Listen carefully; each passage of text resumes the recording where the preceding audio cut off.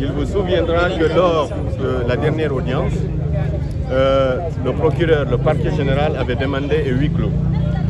Ce que le juge avait totalement refusé. Maintenant, au lieu de se conformer à cette décision, pour saboter l'audience publique qui a été ordonnée par le juge, et donc le procureur et nous-mêmes sont obligés de s'y conformer.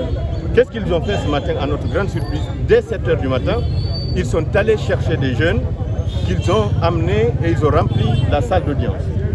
Et à notre arrivée, on trouve que la salle est totalement remplie.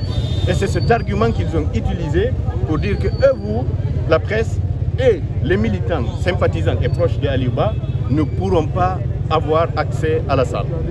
Et donc, qu'est-ce que tout cela signifie? Cela signifie deux choses. Premièrement, c'est que nous, avocats, nous n'étions pas en sécurité dans cette salle d'audience. Moi, personnellement, j'ai posé la question à l'un d'entre eux. Que faites-vous ici? Est-ce que vous êtes d'un cabinet d'avocats? La personne qui m'a répondu dans la salle, il me répond, qu'est-ce qu'un cabinet d'avocats? Rendez-vous compte, c'est des personnes qui n'ont aucun intérêt à participer à ce procès. Ça, c'est un. La deuxième chose, c'est que M. Ba, en personne, n'est pas en sécurité dans ces conditions-là. Parce qu'on ne sait pas avec quoi et pourquoi, qui sont-ils ces gens-là? Pourquoi ils sont là et qu'est-ce qu'ils ont comme possibilité de troubler l'audience? Et il se trouve que justement, le parquet voulait qu'on vous fasse introduire, vous, avec ces gens-là dans la même salle et que des incidents puissent être créés.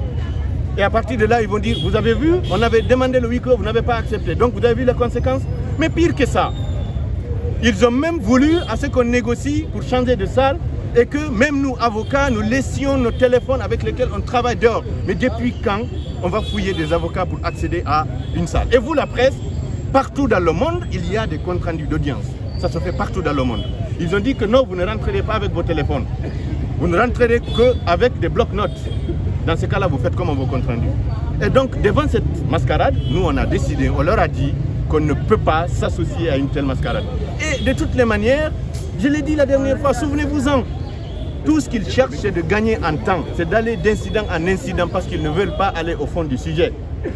Et donc, on en a discuté avec notre client, M. Aliouba, avec le collectif, pour dire quelle est la stratégie à adopter. Et donc, dans ce cas-là, nous, on a décidé de ne pas nous associer à ce scandale-là. Donc, s'ils veulent le huis clos à tout prix, ils n'ont qu'à aller faire le huis clos. Parce que figurez-vous, tout porte à croire que le parquet est devenu un avocat de quelque chose dont on ne sait pas d'où ça vient. Mais, en tous les cas, que tout le monde, chacun ici, vous, les médias, nous, les avocats, le public, note ce qui est en train de se passer. D'incident en incident, le refus du fond. Est-ce que le procès se poursuit? Il se peut que M.